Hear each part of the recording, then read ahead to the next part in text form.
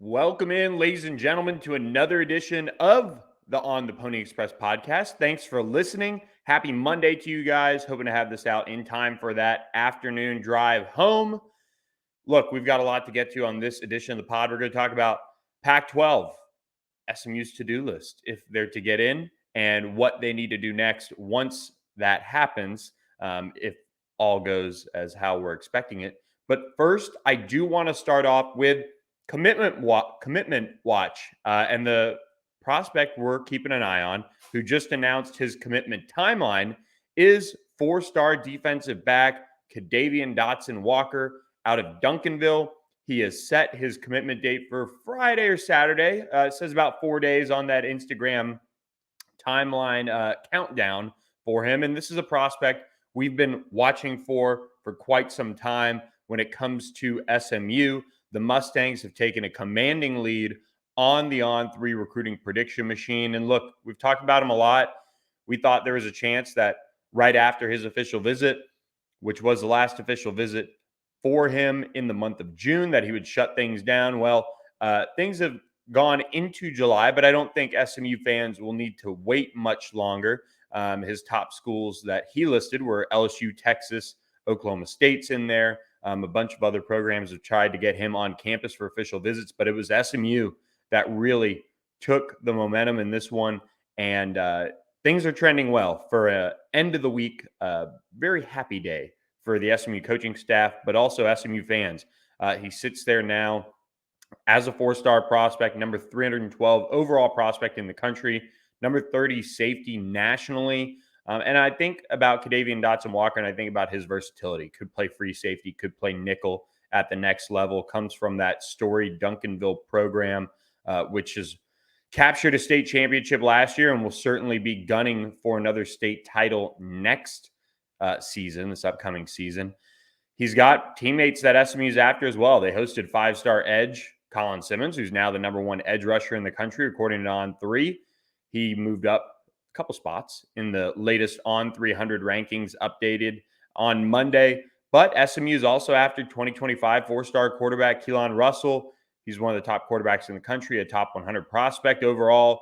SMU hosted him last month. I've got a big story from him on how his visit went that I dropped over the weekend. If you're not on theponyexpress.com, jump on today for just $10 a month to check out that story. A big target for the Mustangs in Keelan Russell, the four-star quarterback out of Duncanville, who led them to that state championship last season. Now, before I go any further, I got to talk to you guys about our friends at Big Game USA. See this? The official game ball for the SMU Mustangs. Preston Stone, the Mustangs, helped design this football right here in Addison. Big Game USA has been at this for years, making footballs for colleges around the country. About 112 of the 130 FBS programs in America use Big Game USA. But did you know you could get the official game ball of SMU just in time for football season? I'll show you how. You jump online, you go to biggameusa.com, and you get a promo code BE on 3. And this is right here, right on the website. You see it there. You can add it to your cart. But with that promo code, you get 10% off your order plus free shipping. So go to biggameusa.com to check out the official game ball of the SMU Mustangs. You can get it to throw around on the boulevard, get some autographs from your favorite Mustangs, put it in a case in your house after you do that, and then get another one for the boulevard if you want. But that promo code is not only good for the SMU footballs, but they've also got footballs from around the country that are available for purchase for your favorite college fan of another team. There are a bunch of colleges on there you could pick from and get your official game ball for SMU or whatever school on there you're looking at. Plenty to choose from. So check them out. Big Game USA, DFW owned. So check them out. Working on some cool things for maybe around football season to do with them and their facility right there in Addison. So check it out. Promo code BEON3 for 10% off your order plus free shipping. Now we jump into what I discussed early in the podcast. We're going to talk about the to-do list for SMU and SMU football, especially, and even a little basketball thrown in there when it comes to if SMU gets into the Pac-12. We know that SMU has done just about everything it can do to get into the Pac-12 and move up to the Power 5 ranks. But the work does not end with an invitation and an acceptance into the Pac-12. The work is only beginning from there. Now, once again, we're sitting here in July waiting on the finalization of a media rights deal for the Pac-12. And according to a few reports out there, we're expected to see or hear about some potential significant framework on that media rights deal ahead of Media Day or by Media Day, which is July 21st in Las Vegas. If that does come to fruition, that could mean expansion could then be green-lighted to happen. What that would do in theory, and it might not look this way, it might look this way, but the significant framework would give the Pac-12 the green light to expand if they so choose, which all indications are they're going to expand and add SMU and San Diego State. But what that media rights deal framework would look like is similar to what the Big Ten looks like right now, which they have a finalized media deal. They have two new programs in USC and UCLA coming into the fold in 2024. But in reality, their deal is not completely signed, sealed, and delivered. So that would put the Pac-12 on the same footing as the Big Ten. The Big 12 just officially got theirs done just ahead of UCF, Houston, Cincinnati, and BYU entering the league. And so that deal is done. That kicks in the future, I believe. I think in 2024 when that officially happens. I could be wrong on that, but when it comes to the Pac-12 and getting this media rights deal to that significant framework, and I've talked about this before, but I don't think this league is very concerned about deadlines as long as it gets done and it's in the best place for the league. So could we see this, Pac-12 Media Day come and go without this significant framework? Sure. But like our friend Ross Dellinger told us on the podcast earlier this year, he wasn't really going to touch much of this reporting until he really felt good about it in certain avenues. And he felt good enough to report that significant framework is expected to get serious traction potentially ahead of that July 21st Media Day. So if that happens, we could see invitations go out. We could see that take a little bit longer to do. But the point of it is that SMU is in position for the Pac-12. They've invested in facilities. They've invested in coaching staffs and giving them resources to compete at the highest level, namely football. We know what SMU is doing with the $100 million Gary Weber end zone complex. I took some fresh pictures on Twitter this morning when I was by SMU to watch some basketball practice, which we'll touch on at the end of the pod. But that type of investment, the Armstrong Fieldhouse, which is really just one of the premier indoor facilities nationally. I've seen a good number of them, and they're either like just industrial looking buildings, sometimes even open air. UAB, I think, had an open air one. Houston's is very industrial looking. And then you have some other ones that, kind of are older and just get updated here and there. And then you have what SMU has done and some other programs around the country, sure. But when it comes to indoor practice facilities, SMU is right up there with some of the ones that I've been in when it comes to those standalone facilities, just nationally around the country. I mean, geez, even USC had to run their 40s for their pro day in the rain because they don't have an indoor practice facility, which is pretty wild to think about that program not having that. But you look at those facilities, you look at what is eventually going to happen with Gerald J. Ford Stadium once that end zone complex is complete, once they're able to kind of dot some other, areas of the stadium with upgrades with sound, and the second video board is going up in time for this season and things like that. That'll continue to happen. SMU has never stopped investing in facilities once they really got that ball rolling. Obviously, Moody Coliseum was the big one, the new swimming and diving facility, tennis facility, soccer stadium. It just keeps going, even Trinity Forest golf course. So SMU continues to invest in facilities. That won't change once SMU's in the Pac-12. And in fact, if you're asking me how this all might go, I mean, you're looking at with the money that SMU is going to eventually bring in, maybe we see some of those other upgrades that need to happen to Ford Stadium sooner rather than later, in a sense, because you are going to have to prepare for years to come of what needs to be an elevated game experience. And SMU is going to get that in the south end zone with the complex, without a doubt. But they also have to do some other things, I think, in my opinion. So I want to lead off with that piece of it.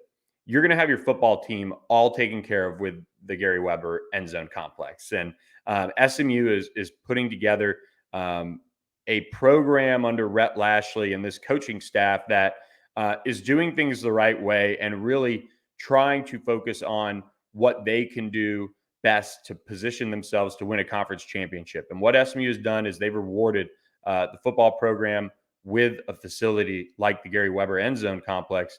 And when you look at what's next, I would love to see Ford Stadium get some loge box style seating when it comes to maybe the lower bowl. I don't know what that looks like and how they're able to do that.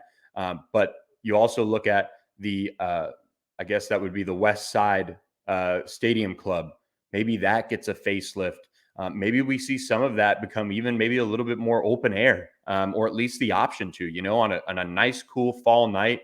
It'd be nice if you were at least sitting in the suites up there to be able to do that. And then on top of that, SMU has improved the Wi-Fi over the years. They've improved, the sound system. That'll come once the whole facility is done and once the acoustics of this stadium are now set in place. And then I do wonder, what do you do with maybe some of the seating to either upgrade it or try to just make it a better overall fan experience? Those are some of the things that SMU can do once they get that end zone complex finished. And on top of that, into the Pac-12, of course. But because SMU also has this north end zone space where the Lloyd All Sports Complex is, they're going to be able to maybe do some things in there. Obviously, the one thing that we're going to see is that the visiting team is going to have the old SMU locker room. That is a change that's happening. So there's space where the visiting team's locker room is. That's going to change. There's a weight room in that north end zone complex. I'm interested to see how SMU maybe repurposes that for other teams or what that looks like overall, because you're having this spectacular end zone complex, but how can you better utilize all that space that is all of a sudden going to be empty? Now, we know a lot of it is going to be repurposed for other coaching staffs, for other sports that, kind of occupy Ford Stadium and the Lloyd All Sports Complex. And the nutrition area, when it comes to the south end zone, will be for all athletes, which is pretty standard when things like that get built. But I'm interested to see how SMU can do little things to Ford Stadium, and maybe some of obviously the concourses and concessions and restrooms need to be upgraded, in my opinion, just overall. And what that looks like from there, I'd be interested to see kind of what the master plan, what the next step would be for Ford Stadium. But you look at Moody Coliseum, it's picture perfect soccer stadium with what they've done there is terrific. All the other facilities are just, they're there. And at that high level, maybe Crum could find a way to, get upgraded again, things like that. But overall, SMU is going to be entering the league with pretty much no questions when it comes to the facilities, if they do get that invite to the Pac-12. But as Power 5 programs, for the most part, have shown, the arms race for facilities just keeps going. And what's the next best thing? What's the next thing we can include or add, and things like that? And so I'm intrigued to see what SMU does beyond that, because once this facility is completed, as far as the football program goes, you're not really going to touch it for a while, because it is supposed to be that state-of-the-art facility that, when it comes to SMU building new facilities for their athletics programs, they don't really need to go back and do them differently. I know Ford Stadium was built in a different time and all of those things. And, there have been some long-standing upgrades that needed to be made since they did the North End Zone additions. But this is a good opportunity for SMU to once again build a state-of-the-art facility, and they're doing just that in the South End Zone. Before I go any further on the Pac-12 to-do list for SMU, I've got to talk to you guys about our new friends of the On the Pony Express podcast, and that is Birddogs. Yeah, that's right, Birddogs. This is a company that I've long kind of looked at and really watched from afar because I've bought other brands of shorts, and especially like in what I do, going out to games, and I'm a sweater, which is why I love that Birddogs has that anti-stink, kind of the sweat wicking fabric that they have in these shorts and these joggers and these pants that they have, because I'm outside all the time. And so whether it's their bathing suits, whether it's their gym shorts, whether it's their khaki shorts, I mentioned the joggers and the pants, I love that they breathe. And that's the big thing that stands out to me when talking about Birddogs. And so we now have a new promo code for you guys. And it gets you actually one of these handy dandy bird dog tumblers. So I like to keep some water nearby while I'm doing the show. And you can see it right there. When it comes to this beautiful Yeti tumbler that I got with my Birddogs, that is something that you can get. The promo code is very simple: Pony, Pony, or go to birddogs.com/pony, and that tumbler will be added right to your cart for free. Then pick out your shorts, see what you like. You could go khaki, you could go some of the more gym short style, and most of these you can pick no liner, liner, and even some of the actual khaki shorts have that liner in them. And I've got a pair of them right here actually, and I love them so far. And the thing I like about them is, one, that liner that is in the inside of the shorts. Very, very just compression short style liner, which has that good feel to it. But one other thing too, and this is good for me, I've got video camera cards and car keys and all this stuff that sometimes when I have regular shorts on, they just get all jumbled up and it's hard to find them. So I can zip them in there, right in there. And you also have your traditional pocket. These are great. I really, really enjoy these. Was wearing them out. My wife and I, Michelle, did a little brunch day, and they were super comfortable and casual for brunch. So got to give it to Birddogs. They've really hooked it up. A new partner for us here at ontheponyexpress.com. They have that stretch khaki shorts, but also the fit of them. I've had other brands, and some of them that kind of just fit a little different, but these really kind of hug your legs the right way, and not in that unflattering way either, which is big, of course. But even the pants, I had those on, the joggers on the other day, and you can just bend and work in the yard and all that, kind of cover yourself if you're trying to, avoid the sun or whatever, really. But they just have a really, really nice fabric to them.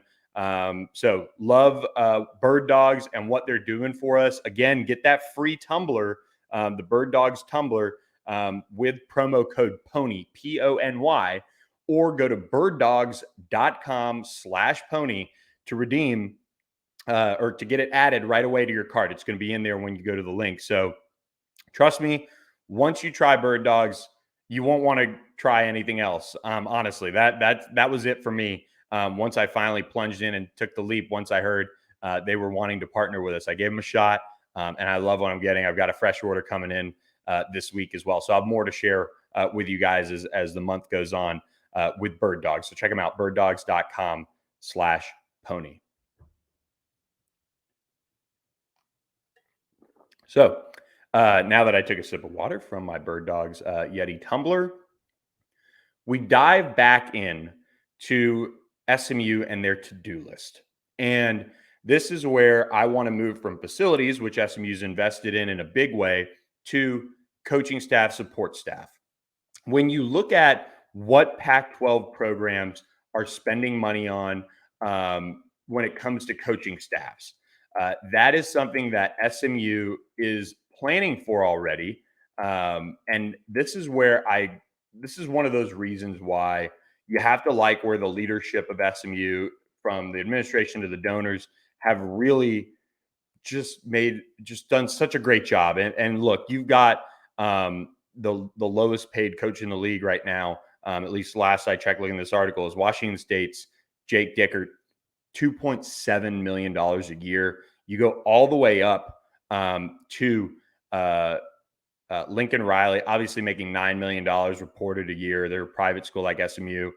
Rhett Lashley's rumored to be in that $2 million range. Kyle Whittingham at Utah, $6.83 million. Coach Prime, $5.9 million.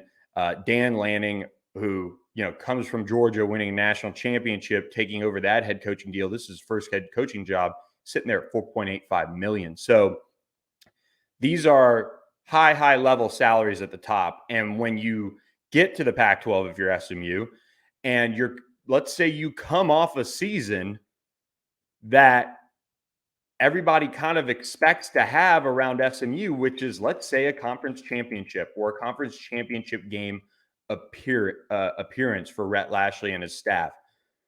They're going to need raises right away. And that is going to be one of those things that you're going to want to address right away. And I mentioned earlier in the podcast, SMU has a plan, and they've called it the 2025 plan, but it's looking like 2024 if SMU can weasel their way into a buyout situation with the AAC and then move in there a little early. But what it is it's a large sum of money, really, that continues to grow. And all of it is earmarked for SMU football when it comes to coaching salaries, when it comes to things that coaching staff needs, travel, all of those things are kind of grouped into that. And it's almost like an endowment of sort for the football program that is on the non-university subsidized side of what the football program costs the school. This is earmarked for setting SMU up to be that Power 5 program. And I know some people might sit there and say, well, why aren't they doing it now? Well, they don't have to. Right now, SMU is a group of 5 program. And if you're a group of 5 assistant or you're a group of 5 head coach, SMU pays fairly well. And that is just kind of where it is. And we've seen SMU invest in assistant coaching salaries. And this coaching staff that Rhett Lashley put together is one of those coaching staffs that I would say for the first time in a minute, we've seen just about every assistant come from either a coordinator role or a Power 5 role. There are a couple first-timers on there, Johnny Brewer, Kyle Cooper, guys like that. But you've seen SMU need to invest in their coaching staff in different areas. Guys being rumored for different jobs. They need to buckle in and keep them around. They've done a really nice job of that. But when you look at the Pac-12, the average assistant coach pay is $407,000. And that was 2 years ago. A little under 2 years ago from what I'm reading. And then the next highest conference is the AAC, but it drops off by $150,000 in assistant coach. Highest paid 2 years ago, UCF's then defensive coordinator, Travis Williams, who is one of the top really rising coaches in the country. And he's now, I think he's a defensive coordinator at Arkansas. He's actually with Rhett Lashley at Auburn. For what it's worth. And that's going to be one of those things that right away SMU is going to have to address. And because it's a private school, I don't even know, maybe SMU has an escalator clause for a Rhett Lashley contract, for an assistant coaching contract. I'm not sure. But what I can tell you is if SMU comes off the type of season that everybody kind of expects them to have, and really why they can be at this high of a level, this is going to be one of those things where SMU can quickly flip that switch. And I think Rhett Lashley wants to be here a while. I do. And, I know Sonny Dykes said that. Rhett Lashley, I don't think he's gone on record and said it like that, and especially said it like Sonny Dykes did. I think he wants to be here a while. I do. Now, when it comes to what's next for him beyond SMU, that's where who knows what the future holds. If he goes on to win, 2 out of 3 conference championships, some of the big dogs are really going to be knocking for that sustained success. Who knows where Arkansas is, where his home state is in a few years. Who knows where Auburn is, where he's well known there on the plains. You're never going to be, and as we've seen with a guy like Lincoln Riley, with a guy like Brian Kelly, these coaches are going to move.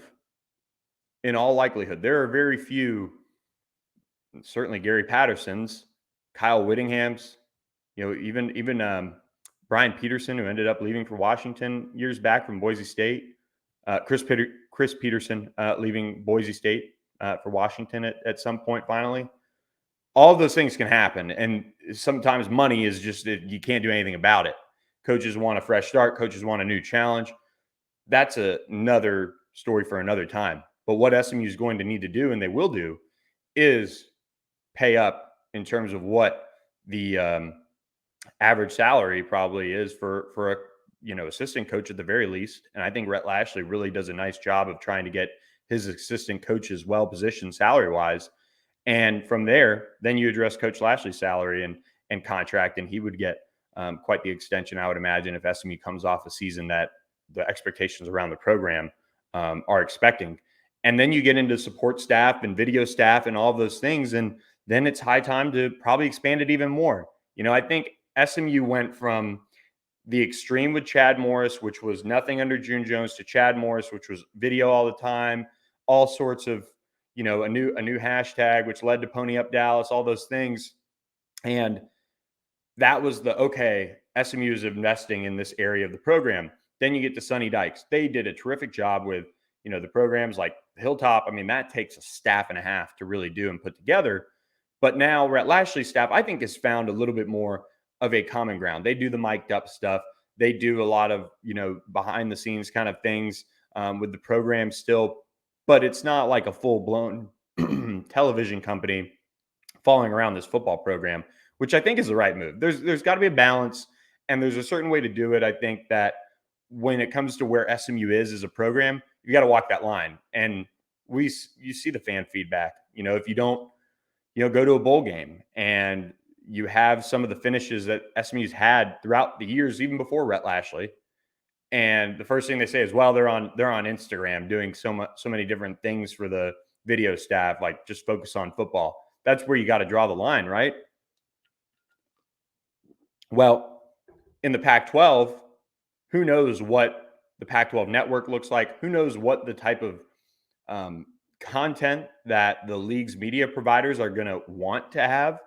And that's where I think SMU can step it up a little bit and return to that level. I think Rhett Lashley has done a very good job. We watched this when Bobby Brown and Alex Brown were brought in. Now, Bobby Brown has moved on. Alex Brown is still here. But instead of saying, I got to pick one or the other for my recruiting staff and scouting department, he went with both.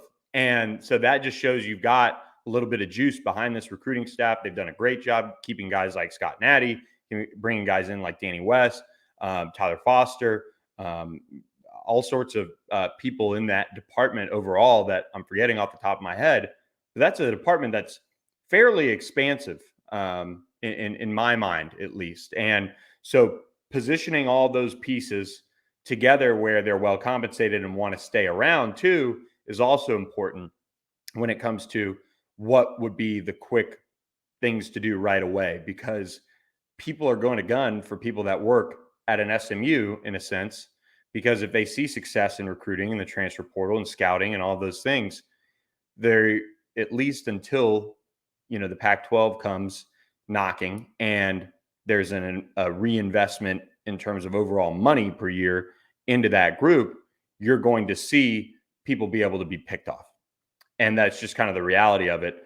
People eventually have a number that they get hit to leave, and it happens. So I think SMU is going to be in very good position to keep everyone, if they want to be here, when other programs start calling. There's always a dream job out there. There's always a large salary that somebody could get. But I don't think SMU is going to be a program that would ever really feel like, all right, we're going to walk because that's just a little bit too high. Most of the time I hear SMU meets those kind of situations, and maybe the coach leaves, maybe they don't, but coaching staff salaries, all of those things will be in place. SMU has a plan for that has been really led by guys like Bill Armstrong and assistance from Paul Lloyd and some of the development staff, things like that. So that is a really key piece to this program long-term that has already been put in place, is that It's called I forget what it's called actually, but it's I think it's the Vision Plan 2025 for SMU, to be ready for when that next moment comes, when they have to all of a sudden go from being a group of five program to being a power five program. I applaud SMU on that front, and the people that are really leading the charge with things like that. And that leads me into my next point about salaries, NIL, right? That is the name of the game these days when it comes to what SMU has to do and has done to retain and bring in top talent. And look, the great thing about working at On3, our NIL staff and what they do in terms of how in depth they cover these collectives, these deals, they verify contracts, they verify, reported collective wealth among these programs. And SMU sits as the only group of five program in the top 20. And that's just accounting for the Boulevard Collective. We know what Pony Sports DTX has done for SMU football, especially. They have hit the nail on the head in terms of how you operate, how you get fans and donors engaged and wanting to be a part of. I mean, between Sonny Dykes leaving and now the full-blown plan from Rhett Lashley, saving SMU football. I mean, think about where SMU is without Pony Sports DTX and what they've done. I'm not trying to give them a free ad, but it's just the reality of it. And now you have assembled this roster that is by far the most talented top to bottom that SMU has had, I would say, until I guess probably, and I'm just kind of throwing a dart at a dartboard at this point, but probably the third to last year under June Jones. I'd have to go back and check the results of the season, but there were still some pro guys on that team. 2010, when I was on the team, really stuck out to me as far as the guys we had in that room. And 09 was great, obviously, with the Hawaii Bowl run.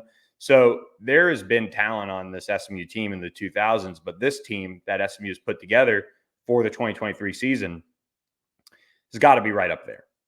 They have guys that if they hit their potential, they can go pro. I think when you look at this roster, it wouldn't shock me if in terms of the starters, you could see 5 to 6 end up playing on Sundays for a long time if they hit their potential. You look at a guy like Jordan Curley, maybe a Jake Bailey in the slot, both running backs, Jalen Knight and LJ Johnson. Preston Stone, if he puts it together, will have a shot in the league. RJ Maryland is one of those generational types that you're sitting there like, that is what the NFL loves right now, is those type of pass catching tight ends. Marcus Bryant, Hiron White, they're going to take their shots at the league. Defensively, you've got Charles Woods, you've got Jonathan McGill who will want to go. Some of the defensive linemen, Devere Levelston, Jordan Miller, maybe Elijah Roberts. There's enough talent that a lot of these guys are going to get looks. But what SMU has done with NIL between the two collectives puts them really right behind Oregon in the Pac-12. It's pretty astounding in terms of what they've been able to do. I think Utah does a really nice job with their collective. Dion and what Colorado's doing is right up there, but I don't think it's as organized as maybe some of these other ones are. But SMU is right away going to be one of those top NIL schools in the Pac-12 as soon as they get there, if they get that invite. And the thing about it is, and I talk to people from my run at SMU before, even some current students, and everyone, I won't say everyone, but a lot of people are sitting here with that finger over the button to Pony Sports DTX, and they're just like, I'm almost there. I need the Pac-12.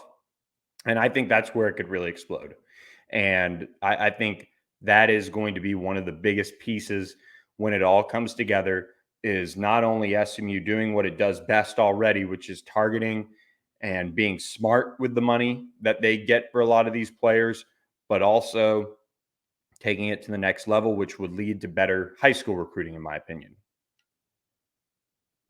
When it comes to NIL, SMU is in that space of NIL when it comes to high school recruiting, but it's not at this insane level. A lot of these players know that, all right, when I get to SMU, the Boulevard Collective usually takes care of a lot of the SMU football players. When it comes to what's next beyond that, I know I could, if I ball out, Pony Sports DTX is going to be knocking on my door, so to speak. But when you get into recruiting battles for top-rated prospects, let's take a Colin Simmons. If SMU can get good news on the Pac-12 by the time he decides, they're at least going to be very much it wouldn't shock me if they're a hat on the table. And that's because the NIL piece is in place. SMU's had him on campus for official visit. That's just one example I want to use of where you can go from, as a group of 5, you really are recruiting a prospect where you're not too sure. I mean, there are guys that we see in Alex Kilgore. I see a Jamarian Carroll. I see Day-Day Wimberly when he's got it on. Guys like that have really put it together. And you're saying, okay, all right, as long as they have it together on and off the field, they'll be good to go. And they would be worth NIL. But for some of the other prospects, you're sitting there saying, okay, well, he's definitely going to have to prove himself. And there's no reason to, entice. And let's just call it what it is these days. That happens across the country with every single program. When you get into a Power 5 program or Power 5 conference, you're going to be able to recruit a different kid in terms of the prospect level and the baseline prospect. And we've talked about that before. But where you can help win maybe some of these battles a little bit more is saying, well, you know what the NIL program is here. And the NIL program, with these changing laws in Texas, could very much shift just a touch towards some higher profile high school prospects that SMU could get. And that would really raise the level of recruiting. Check another thing off the to-do list. I don't think SMU needs to change its overall mindset on where they're recruiting. I think we've seen them touch the West Coast a little bit. We've seen them go to Florida a little bit. We saw Gulfport, Mississippi with Eric Moore come for an official visit. We saw a little bit of Oklahoma. But Texas is obviously going to be the key state overall. And that also accounts for transfers. And the good thing about transfers is you might see maybe not as much NIL needed to get a player who maybe goes far and doesn't like it, or has a family situation, or just wants to play at SMU in his hometown. Say, all right, well, now I can come back. But because you're going to a Power 5 program, you don't need to entice as much to get them to come to the hilltop. So it'll be a very interesting thing if SMU gets in the Pac-12, how much that NIL piece changes between high school and transfer, because we've seen it run so well through the years that SMU can certainly swing with the big boys, without a doubt. Quick reminder before we kind of move on to the last couple pieces on the pod, but again, Big Game USA, check them out. Look at this ball. It's beautiful. So Preston Stone designed this, and you can go to Big Game USA and their headquarters, and you could see stitches kind of like around here, and even they go all the way around the ball sometimes. Well, Preston doesn't like that. He doesn't like having stitches messing with his throwing hand and things like that. So he really worked with them for a certain feel on the ball, which is really cool. So, I mean, you are getting what Preston Stone is throwing. I kind of wish they had this football when I was at SMU. Maybe it would have gone a little different. But all kidding aside, check them out. BigGameUSA.com. Promo code BEON3 gets you 10% off your order plus free shipping. Check them out and post about them. Let me know on the message board if you do get that order in for a Big Game USA official SMU game ball. I talked about recruiting, and I think when it comes to recruiting a different type of prospect, I think the biggest area that we could see SMU, one, in terms of to-do list, need to step up out of the high school ranks is offensive line recruiting and defensive line recruiting. And let me be very clear. You look at the groups that Garen Justice and Calvin Thibodeau have brought in, and they've been pretty good. I mean, this is not a situation where they're bad and the coaches aren't good and things like that. You're looking at a signing class with Damian Wimberly, who had some Power 5 interest, and especially a couple programs pushing real hard late. I mean, he's a guy that just got here in July. If he could have gotten to Auburn, for example, in June, he might have ended up there. Auburn was one of those programs that was really after him hard. You also have Braden Flowers, great eval there. He looks like he's going to be a multi-year starter when it's all said and done. Kevin Allen, a great late eval by Calvin Thibodeau from all early reports. Sean Scott, that developmental tackle that you kind of hear about. He's very quiet. No one knows much about him. And then sometimes you see those guys are the ones that end up going somewhere in the NFL draft. Reagan Gill is another added depth piece. Alex Woods has great lineage when it comes to playing. His brother played for Garen Justice. But when it comes down to it, you're going to be able to maybe not say, okay, we're going to recruit against, Troy and UAB and win out for Graham Utter, who's a legacy.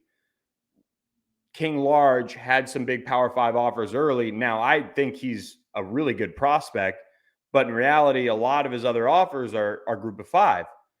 You can take that baseline and go to another level. Now, offensive line is a very eval key position. If a guy doesn't want to put weight on, he's probably not going to put weight on. If a guy doesn't want to lose weight, he's probably not going to lose weight. It is a very much a want-to position when it comes to taking the tools you have, like a Sean Scott, for example, 6'7", about 255. They're going to be able to pack weight on because all the kid does is lift. He doesn't do social media. He doesn't do much at all. He plays football and he loves it, and he comes from a great family of athletes. That's the type of projection that you really kind of want to see. And he added a Cal offer late as well. But you can also now go after some of the guys that maybe SMU had offers out to and be a bigger player for. Now, a guy like Weston Davis, who's at Texas A&M now, SMU kind of jumped in there late.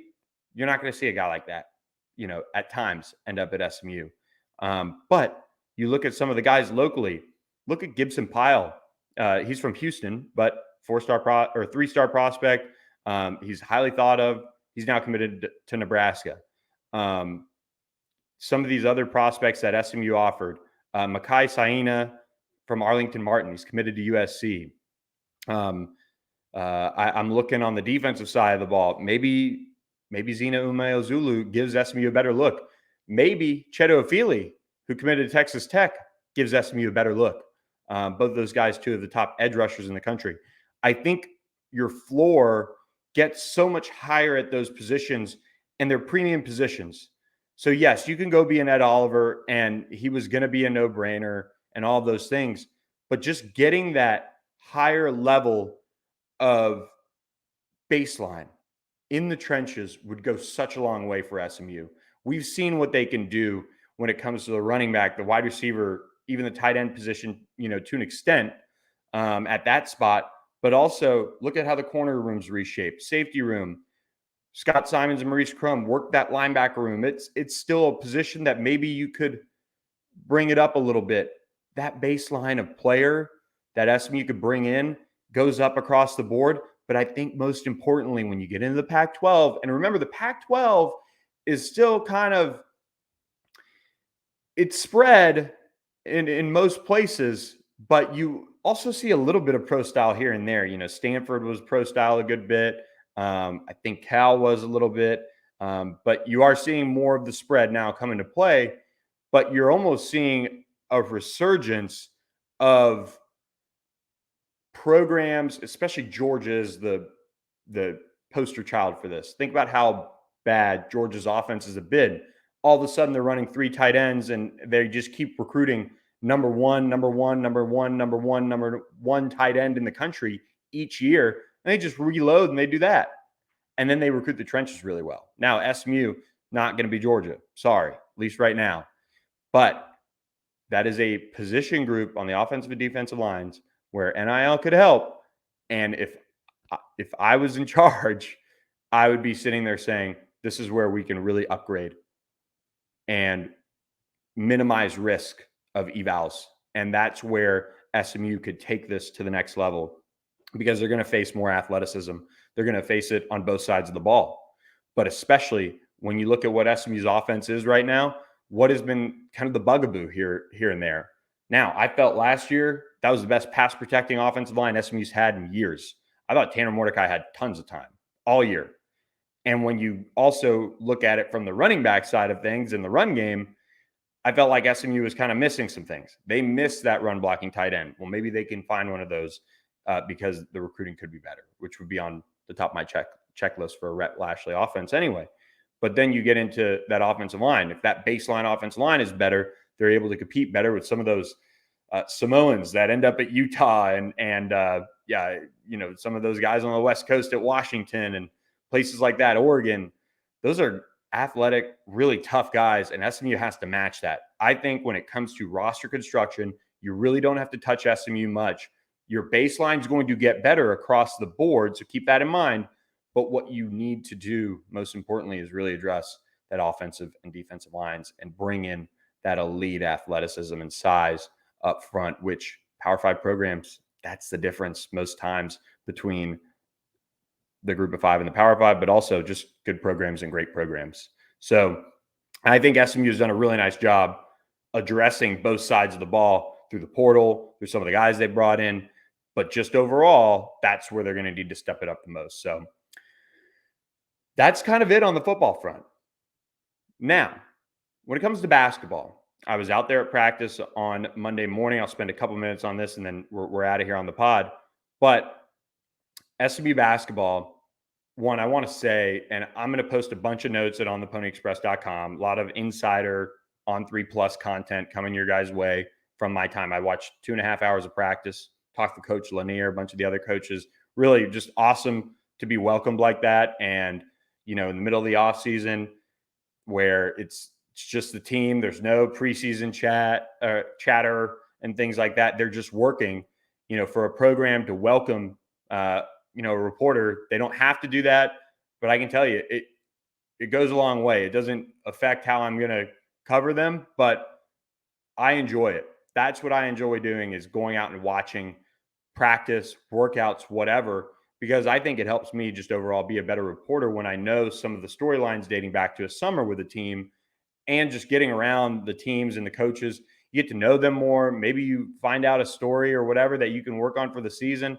That's what it's about when I go out to these workouts. I was able to go out briefly to an SMU football one. Hopefully I'll be able to go back.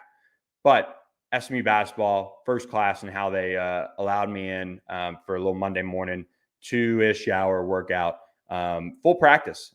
This was the first of their 10 practices they're allowed. So I'm actually going to try to make it back next week and maybe the week after that before those wrap up, before they go to Spain. They go to Spain for about 10 days. They're going to do Madrid, Valencia, Barcelona, and do that overseas trip. And they go, I think August 1st is what Coach was telling me. But it is night and day between when I went to SMU basketball practice last summer and even early this summer, with what they brought in and how hard they're practicing. And even afterwards, I didn't see anybody roll out of there quick and leave. They all shot free throws. You're welcome, everyone. They're shooting free throws. Work on their shot, work on their moves, talk with coaches. Last year, when Coach Lanier just got there, those guys, I'm not going to sit here and name names, but they would practice and they'd be out. And to get better, you've got to do extra. And that's what we're seeing. And I thought it was a really physical, tough practice for the middle of summer, just them. And I think Zurich Phelps and Sam Williamson are taking key leadership roles.